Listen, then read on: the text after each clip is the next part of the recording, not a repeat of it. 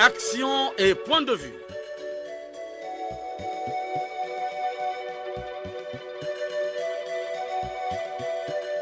Action et point de vue.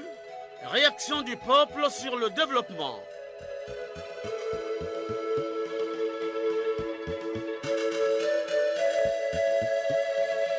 Présentation Omer Elenga. Salut fidèles auditeurs de la chaîne nationale, l'émission Action et Point de Vue, toujours fidèle à ses auditeurs, vous propose un thème d'actualité. Il s'agit de l'économie congolaise, 63 ans après son indépendance. À la technique, Fred Obunga et Blanchard Etinga Leblanc. À la réalisation, Arnaud Ipene et Magamire. Dans une collaboration de William Ike. Ne quittez pas vos positions d'écoute. Radio Congo, la nation dans vos oreilles.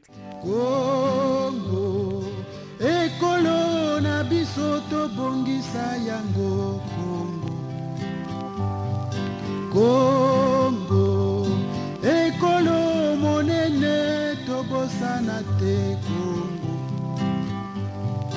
Tolingana toyokana tosalisana malamu bongo tobongisa Congo.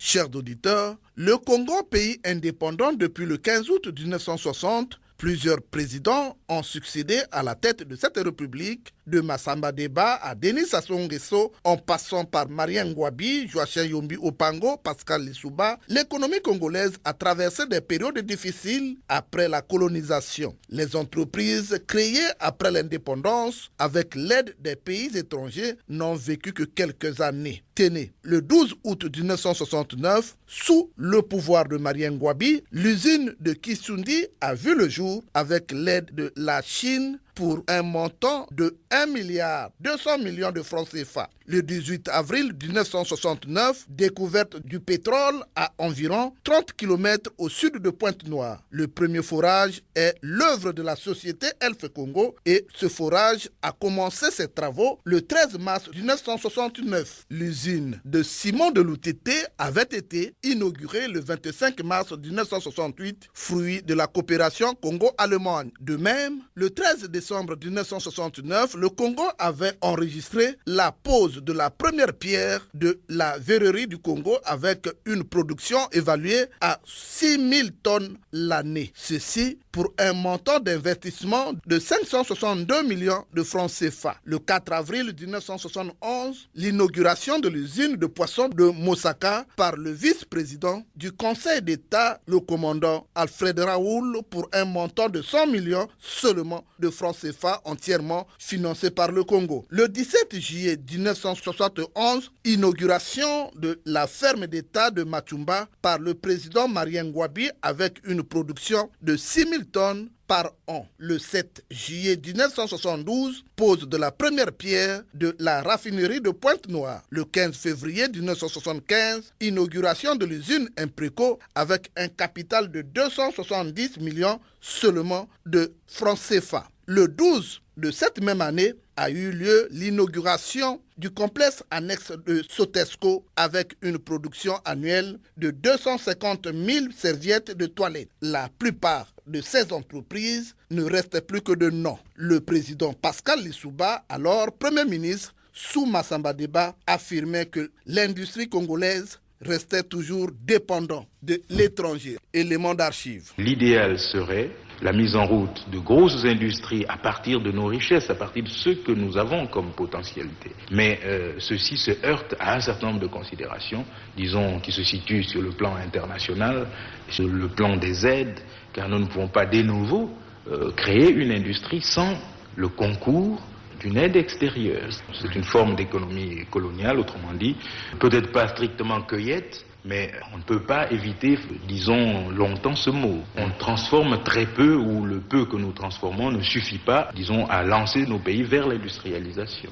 Je crois que le Congo souhaite construire une économie planifiée, une économie de type socialiste. L'usine de Kisundi, qui habillait les Congolais, n'existe plus que de nom. Écoutons le directeur de cette entreprise sur la rigueur. C'était dans les années 1970. Depuis un certain moment, nous parlons des normes de la productivité. Tous ceux qui ne seront pas capables d'atteindre ces normes ne mériteront pas le salaire qu'on leur paye actuellement. Parce que le salaire sera calculé en fonction de ce qu'ils ont produit. En ce moment-là, c'est la justice et c'est le principe même du socialisme. Celui qui travaille bien et plus mérite plus. Celui qui travaille moins mérite moins. À chacun selon ses forces.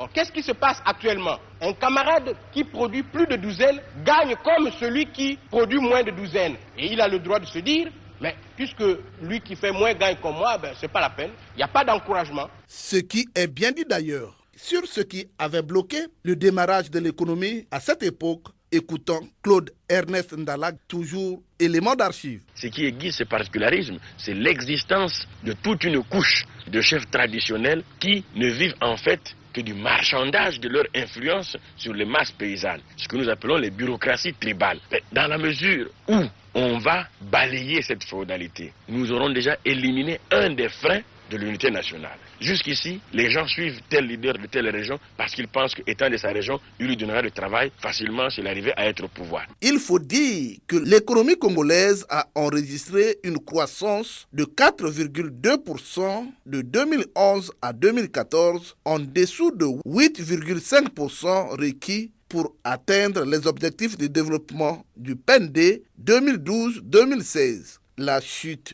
des coûts de pétrole a entraîné un déséquilibre macroéconomique et un endettement significatif en conséquence. L'économie globale de la République du Congo est actuellement sous pression. La croissance économique s'affichait à près de 5,3% à la fin de l'année 2017, soutenue par la projection de croissance de l'industrie non extractive. Les sociétés comme Sotelco, CFCO, l'ex-SN2, SNE sont dans une situation de précarité au plan opérationnel et financier. Que dire de l'économie congolaise aujourd'hui? Les guerres civiles qui se sont succédées ont anéanti celle-ci. À cela s'ajoutent les antivaleurs. L'ancien ministre d'État, ministre de l'économie et des finances, Gilbert Ondongo, sur la santé des entreprises congolaises. Le portefeuille public aujourd'hui, c'est 51 entreprises qui couvrent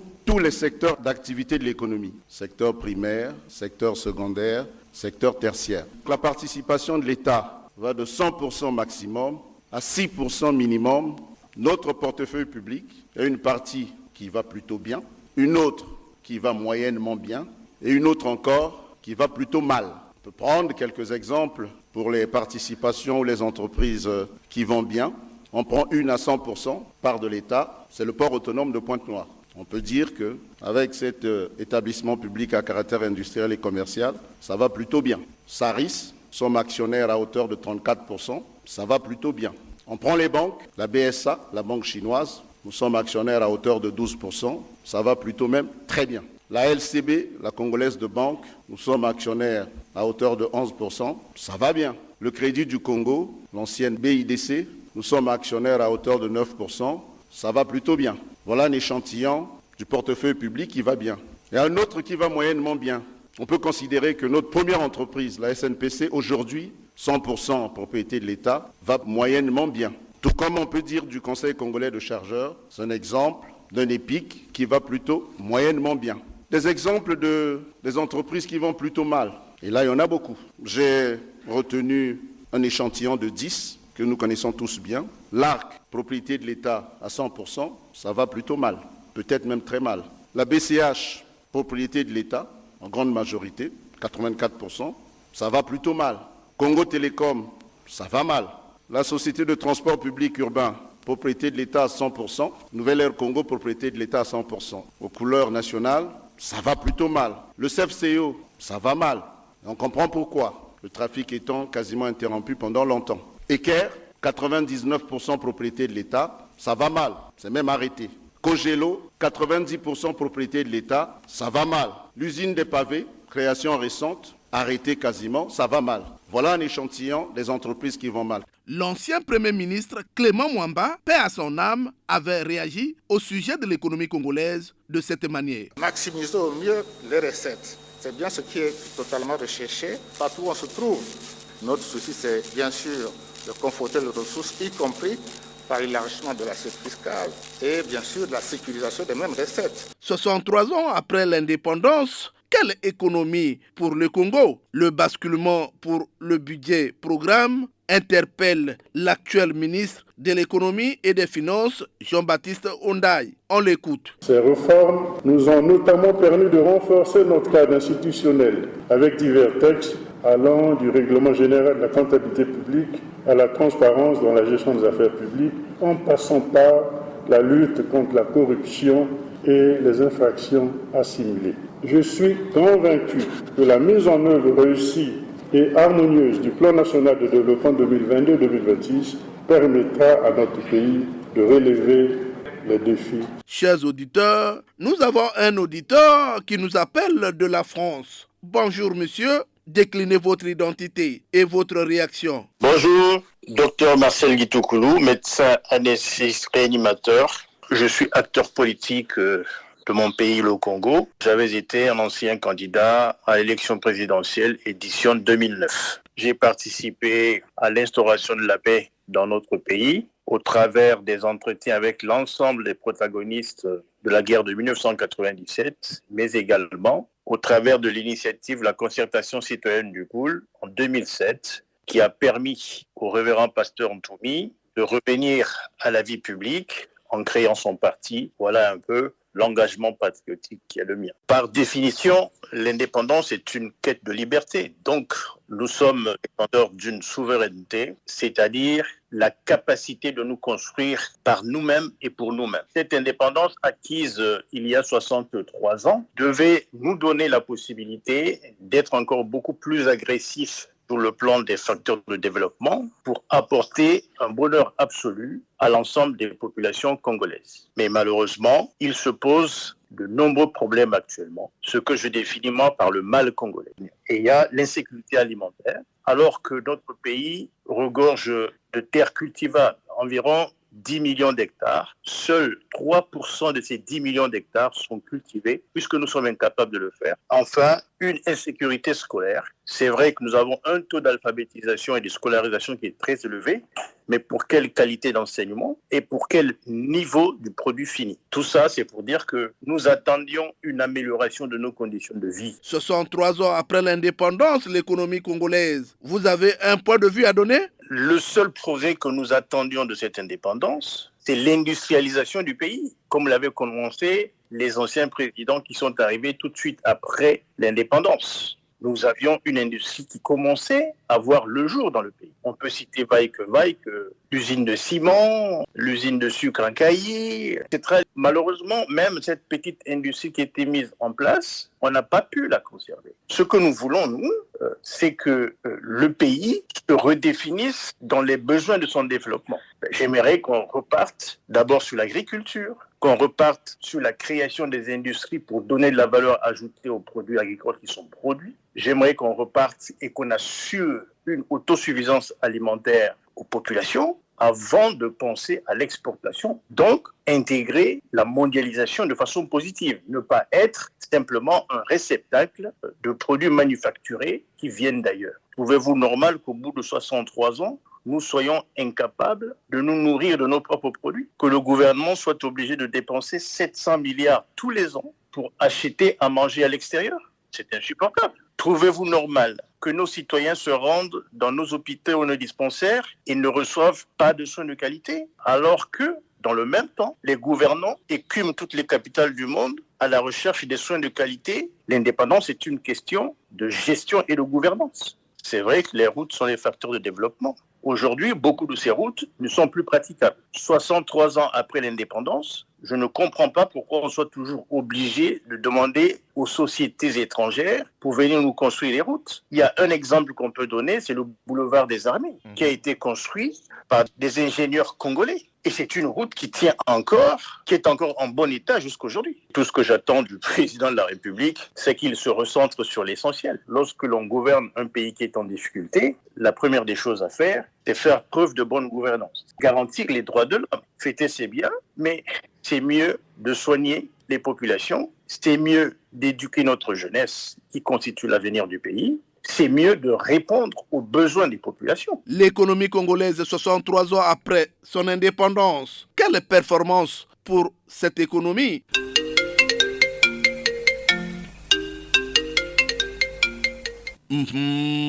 Et oui, le téléphone sonne, les langues se délient, les Congolais ont soif. Un auditeur est au bout du fil.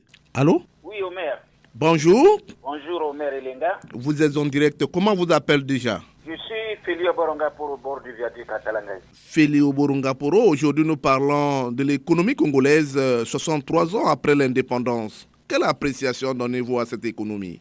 Oui, 63 ans après les indépendances, nous ne pouvons pas parler des indépendances sans parler des animateurs, des présidents qui ont dirigé le pays. Le président, l'abbé Fulbert Yulou, en commençant par lui, l'abbé Fulbert Yulou a dirigé le pays tout le temps. Les acteurs politiques ont passé le temps dans des querelles pour accéder au pouvoir, pour discuter le pouvoir avec lui.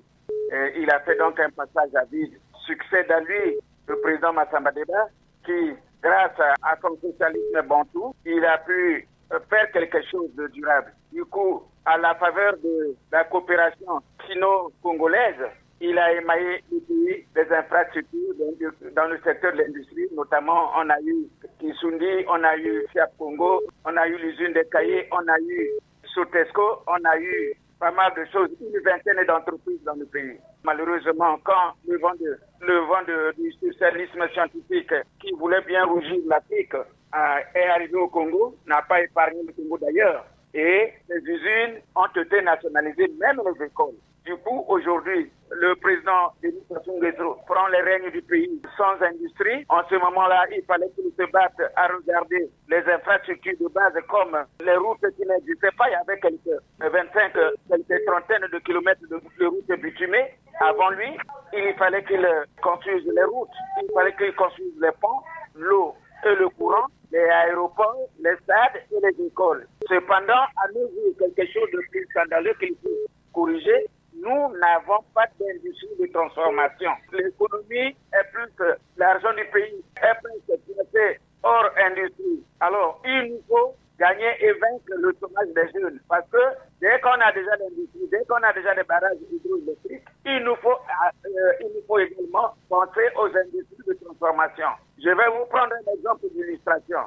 Les plateaux qui a la pomme de terre, on peut placer quelque chose qui transforme cette pomme de terre. Gamboma qui a son igname, on peut placer quelque chose pour Gamboma. Les pays du Niari qui ont les haricots et autres, on peut mettre dans les boîtes les haricots, les industries de transformation dans les pays du Niari. Eh bien, la sardine qui est poussée à Pointe-Noire, on peut mettre la sardine dans les boîtes pour tout ça là pour réduire le chômage des jeunes. Donc, du coup, il faut accélérer le processus des zones économiques spéciales pour pallier à ces petits manquements du chômage. Félio Borongaporo, je vous dis merci de votre participation. Merci Omer et Linda.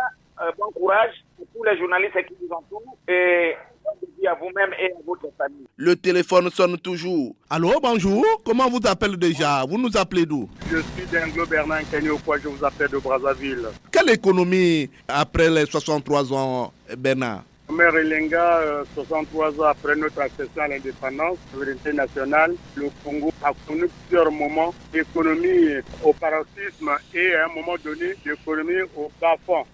60 à 63, c'était le tâtonnement. On n'avait pas l'option politique sérieuse. D'où le 63 arrive pour la révolution socialiste avec le socialisme bantou. Où on a vu naître les usines Sokodi, Insundi, Falco, beaucoup d'autres usines, Chakona, en passant par là, Chakona. Et 69, cette évolution a continué avec la nationalisation des entreprises comme ATC, comme la construction de Chakona, de construction navale. On a vu le Congo continuer sur cet élan de 63. Malheureusement, cette gestion étant celle que nous décrions tous les jours, parce que hier la gestion était étatique, à un moment donné elle est devenue mixte. Aujourd'hui c'est la gestion à concession. Donc vous n'aviez pas pu gérer, il faut donner aux autres de gérer votre société. Voilà pourquoi aujourd'hui nous sommes à société à concession avec les barrages d'Imbouli. Mais en passant, il faut également dire que beaucoup de choses se sont réalisées avec la construction de la route Brazzaville-Soanké, avec la construction de la route Brazzaville-Pointe-Noire, avec la construction de la route Brazzaville-Lekoni et d'autres routes secondaires. Sans oublier les aérodromes qu'on a construits ça et là pendant la municipalisation. Hier, on avait seulement un seul hôpital. Aujourd'hui, nous avons l'hôpital de Luango, de Ndiri, de Wando, d'Oyo, des hôpitaux généraux de grand standing. Donc, Omer Elenga, ce que l'on demande au gouvernement, le pays, le Congo, c'est notre propriété privée. Les 342 000 km² appartiennent aux Congolais. Lorsque vous êtes placé, il faut gérer votre parcelle d'autorité avec dextérité, parce que tout le monde a l'œil sur vous. Voilà donc Omer Elenga pour cette partie de mon intervention. Bernard Kanyokwa, je vous dis merci de votre participation à cette émission. Bon, c'est à moi de remercier le producteur de l'émission, les techniciens, le DG Modeste Elenga et à très bientôt. Merci Bernard. Les Congolais ont toujours soif. Allô, bonjour. Bonjour, monsieur le maire. Comment vous appelez déjà? Vous nous appelez d'où? Gilles Mesmet de Pointe-Noire. Jules Mesmet, nous parlons de l'économie congolaise 63 ans après l'indépendance. Quelle appréciation donnez-vous à cette économie aujourd'hui? Monsieur le maire, je ne suis pas économiste, mais la question que tout le commun des Congolais se pose est de savoir si au Congo il existe des économistes dignes de ce nom. Il suffit de comparer le Congo des années 1960 à 1975 et le Congo des années 77 à nos jours. Où sont passées les quelques entreprises que nous avions en ce temps-là? Il n'est point de les citer. Nous avions détruit ce que les autres ont laissé par la mauvaise gérance, la gabegie, les détournements, avec pour corollaire l'impunité au maire. Un petit pays comme le Congo, avec tant de potentialité, tant de richesses, béni par la nature. La population vit comme dans les pays où la nature a maudit au maire. Avec des milliards qui moisissent dans les maisons, le Congo pouvait bénéficier de 2 à 3 usines. Si chacun d'eux pouvait sacrifier ne fût-ce que 1 milliard par individu. À quand nos gouvernants pensent au peuple et au pays? Ils manquent tous d'intégrité, puisque ce sont les mêmes depuis l'indépendance jusqu'à nos jours. Les jeunes qui y arrivent sont aussitôt endoctrinés. Nous gaspillons des milliards d'argent pour les fêtes au lieu de penser à l'avenir de nos enfants et nos petits-fils. Au maire, si nos gouvernants pensent et croient qu'ils travaillent pour l'évolution du pays, nous disons non. Avec les 14 000 milliards, les futures générations pouvaient bénéficier même de quelques usines. À quand la mise en pratique des zones économiques dont on nous parle avec espoir? Au maire, noir c'est noir comme avait chanté Johnny Hallyday. Il n'y a plus d'espoir. Mais tant que nous dirigeants se comporterons de cette manière, au maire, vraiment, pour moi l'économie est au bas de l'échelle. Quand je dis ça au maire, j'ai fini. Merci beaucoup. Bonjour à tous les Congolais qui nous écoutent. Jules Mesmet, monsieur le maire, je vous dis merci de votre participation. Allô, bonjour. Oui, bonjour monsieur le maire. C'est madame Audrey, je m'appelle de Djata. Madame Audrey, quelle économie après 63 ans? Et l'économie est à terre. Parce que après toutes ces années, on ne pouvait plus faire recours à la FMI. Regardez la dette des investisseurs. Monsieur, il y a certaines choses qu'on ne pouvait plus en parler après 63 ans. Nous sommes encore sur ça. Regardez l'état de nos routes. C'est honteux en quelque sorte. Donc l'économie, pour moi, ça ne marche pas. Ça ne marche pas, mais le Congo a commencé quand même depuis l'indépendance jusqu'à nos jours. Il y a eu quand même des usines, il y a eu le désenclavement de l'arrière-pays par certains gouvernements qui ont construit des routes, des aéroports, tout ça, ça ne vous dit rien? Monsieur le maire, c'est le minimum. Nous, on veut le maximum. Regardez ce qui se passe dans les pays des autres. Quand on parle de tel pays, ça vous donne la joie. Mais nous, quand on parle de notre pays, les aéroports, les routes, combien d'usines, monsieur le maire? Combien d'usines 63 ans après? Combien de chômeurs? C'est horrible, monsieur le maire. C'est horrible. Alors, pour vous, il y a eu quand même des présidents qui se sont manifestés par une bonne expérience, qui pouvaient donner l'espoir. Oui, on peut donner l'espoir, mais ce qui compte, c'est la finalité. La finalité, c'est quoi?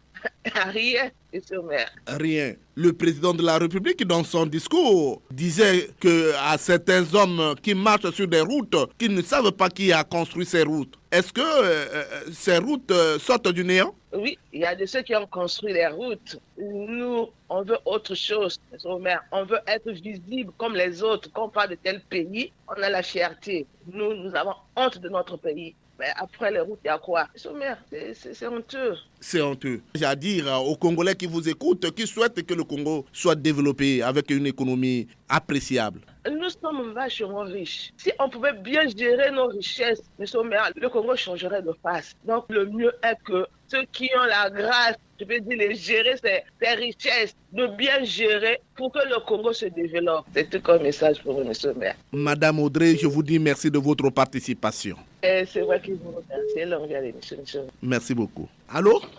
Allô, monsieur le maire Lenga, bonjour. Bonjour, tu te nommes comment? C'est monsieur Nyabana Rollins depuis Ngamakoso. Votre réaction? Monsieur le maire, je crois qu'une économie sans un tissu économique fiable, c'est la misère. Vous conviendrez avec moi qu'après les indépendances, le Congo était déjà dans l'émergence avec beaucoup de sociétés. Parce que s'il faut les citer, il y avait Soteski, OCC, OCV, Ofinacom, beaucoup de sociétés qui étaient données au Congo plutôt la possibilité de son émergence. Il y avait déjà une classe moyenne qui s'émergeait déjà. Malheureusement, c'est le colon. Notre misère, c'est les Européens, monsieur le maire. Parce qu'avec le plan d'ajustement structurel, l'Occident aujourd'hui ne veut pas que l'Africain se développe. Moi, je me dis aujourd'hui, il faut que le président de la République, qui a bénéficié de la confiance de la population, c'est le moment de revisiter les accords avec nos partenaires là, européens. Avec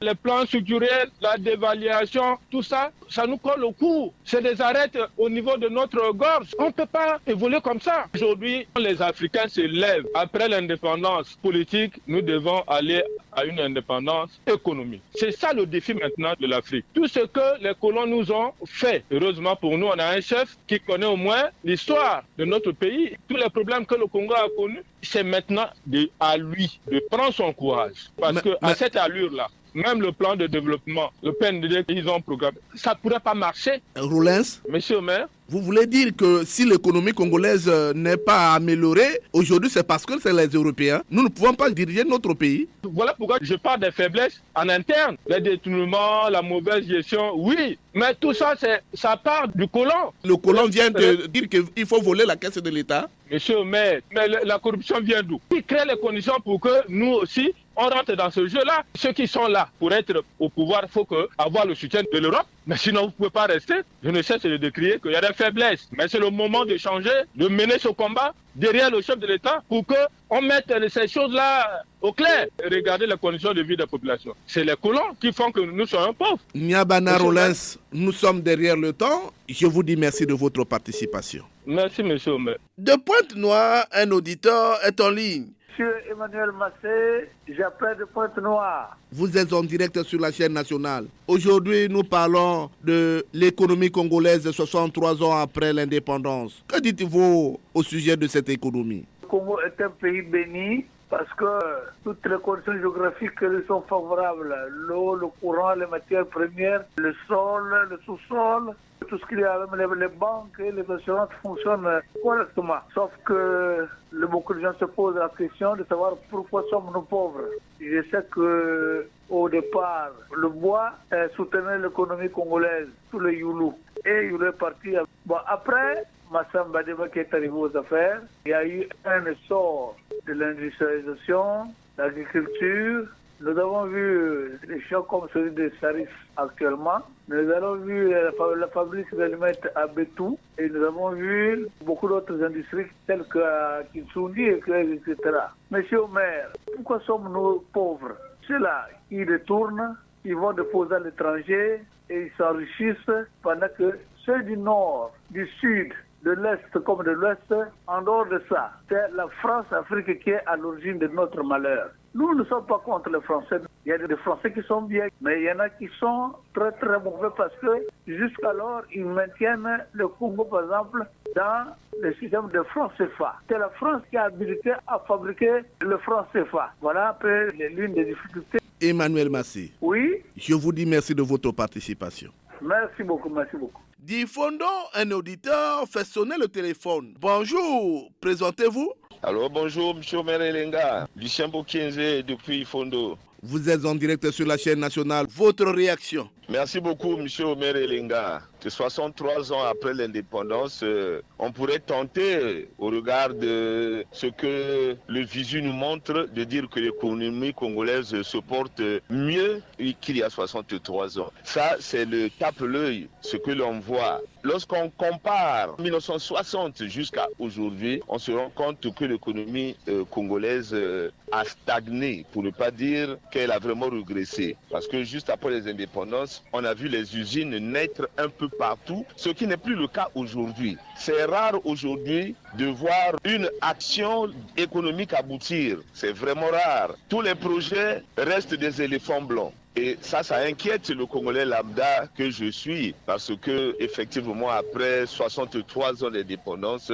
le Congo aurait pu devenir une petite Suisse. Malheureusement, de mon point de vue de citoyen, notre économie ne fait que stagner, M. Omer Elenga. Lucien Bokenze, alors nous parlons également de l'économie congolaise. Le Congo ne sait que s'endetter. La dette est vraiment supérieure. Le Congo est quand même riche, non? C'est pas un pays pauvre. C'est un paradoxe, M. Omer Elenga. Ouais, quand on voit les années des indépendances, mais le Congo vivait de quoi? Le Congo ne vivait que du bois. Le Congo vivait un peu d'agriculture. Le Congo vivait des recettes fiscales. Mais or, aujourd'hui, toute l'économie du Congo ne repose que sur le pétrole. Et c'est un filon apparemment qui sert de tremplin pour les poches d'une certaine élite au lieu de profiter à toute la République. La dette ne fait que croître, alors qu'en principe, elle devait aller en régressant. Elle ne fait que croître. Moi, j'ai bien peur pour les générations futures, pour le devenir de ce Congo que nous aimons tant, ce Congo qui nous a tout donné, que nous, citoyens congolais, refusons sa part de fierté, de liberté, en bradant son économie. Voilà, M. Omer Elenga, un sous-sol riche, infiniment riche, mais malheureusement, un pays apparemment pauvre où le Congolais vit en deçà $1 par jour. Même le fonctionnaire ne peut pas s'en sortir avec ces salaires de misère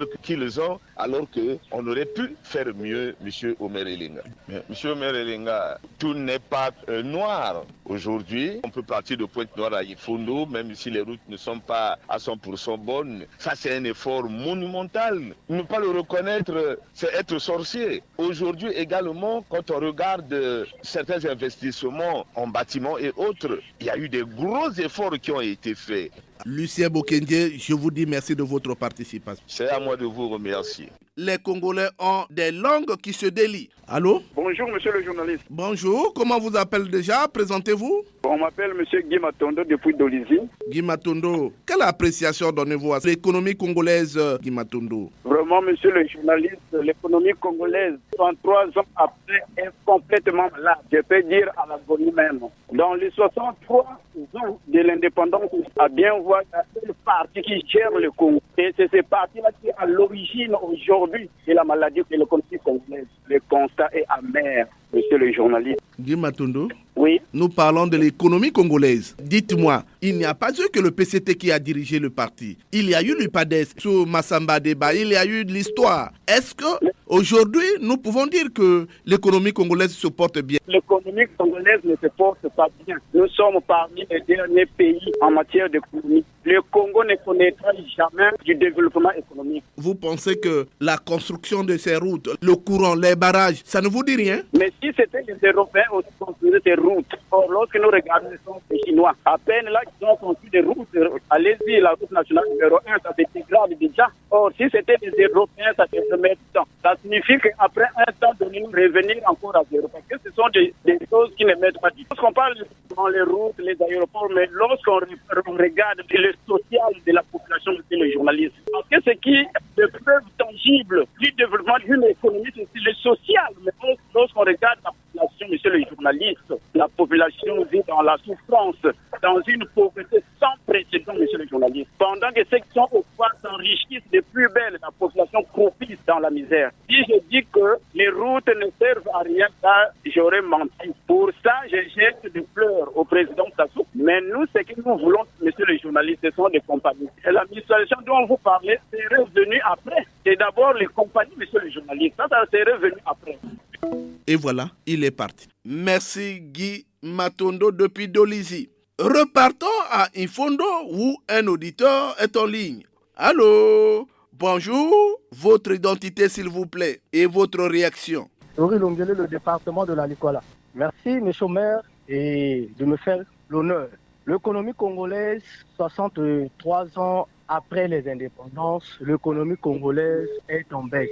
Des années 80, 60, ceux qui ont succédé le Congo ont bénéficié de l'héritage colonial, où le budget congolais n'était pas flambé comme nous vivions aujourd'hui. Nous avons connu la récession économique et, monsieur le maire, le Congo d'aujourd'hui et le Congo d'hier, il y a une régression. Et nous connaissons les flambeaux du baril de pétrole. Mais malheureusement, sur le plan de la traçabilité, sur le plan des infrastructures, et nous avons hérité que de la colonisation. Mais aujourd'hui, l'économie congolaise n'est pas au bon possible, puisque c'est l'économie congolaise qui faisait la fierté de l'Afrique équatoriale française. Le Congo qui était le miroir du continent noir. Mais hélas, aujourd'hui, malgré le flambée de barils de pétrole, et nous avons l'économie qui n'est fixée que dans le pétrole, mais l'exploitation du diamant, le bois qui s'est fait exploiter au nord du pays, dans le département de la Ligue, voilà. Et on n'en parle pas. Et monsieur le maire, l'économie congolaise, elle est malade. Et comment le faire pour la redresser? Il faut qu'il y ait une prise de conscience et les économistes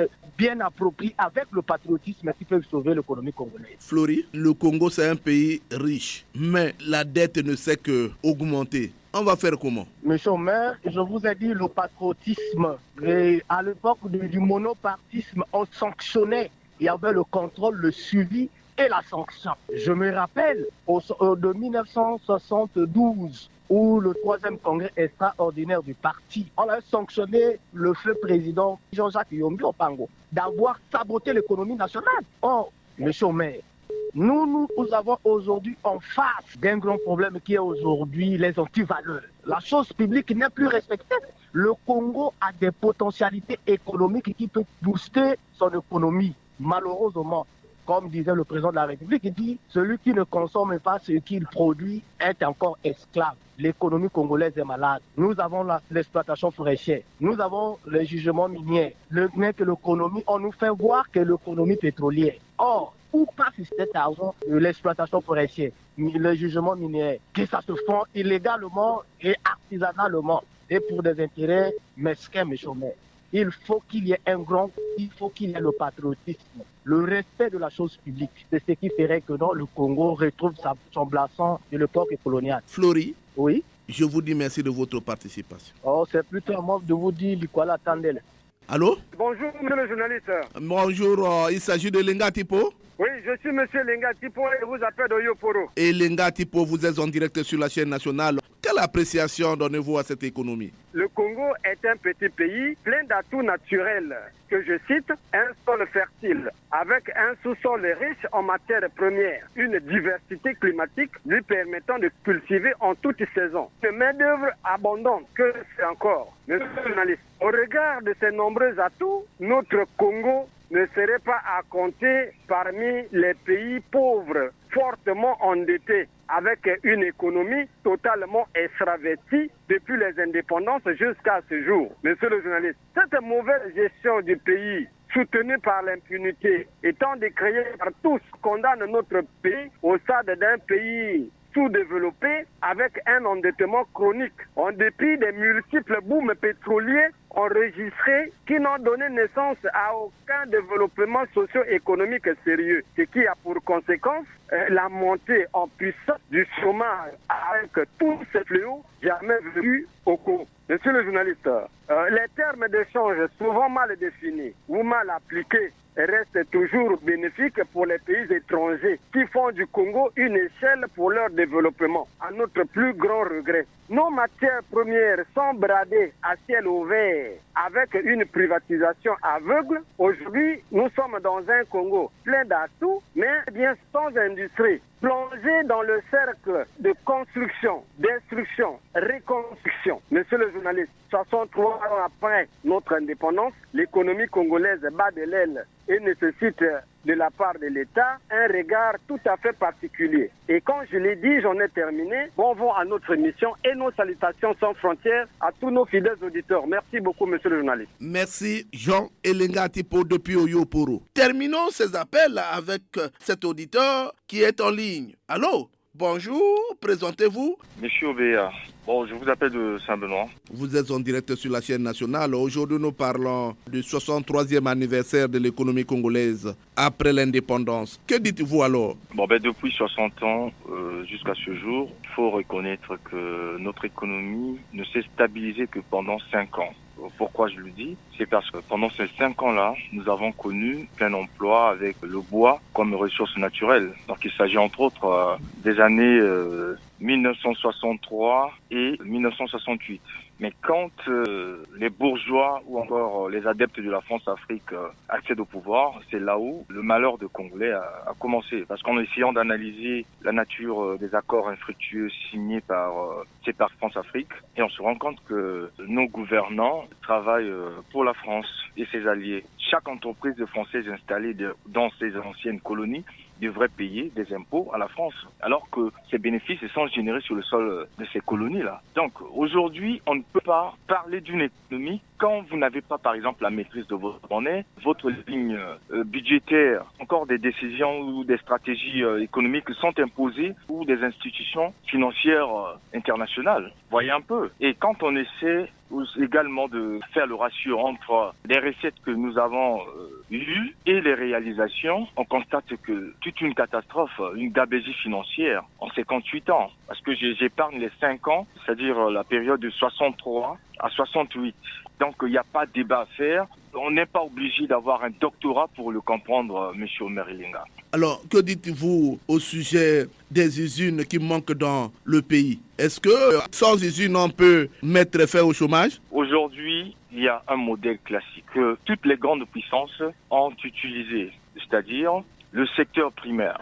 L'agriculture et l'élevage restent le pilier du développement. Et pour avoir des usines, il nous faut une surproduction agricole. Et quand il y aura la surproduction agricole, c'est à ce moment que nous allons penser à une transformation. Mais on ne peut pas aujourd'hui envisager mettre sur pied des usines alors que vous n'avez pas la matière première. Donc ce ne sont pas des moyens qui manquent. C'est plutôt un manque de volonté manifeste de nos gouvernants. Des orientations du pouvoir exécutif ne riment pas avec les attentes des Congolais. Faut le comprendre. Ils sont là pour se servir et demain ils vont se barrer. Monsieur Omer Elenga. Alors, Monsieur Ombea, oui, je vous dis merci de votre participation. Merci Monsieur Omer Elenga et passez une excellente journée. Merci beaucoup. Ouf.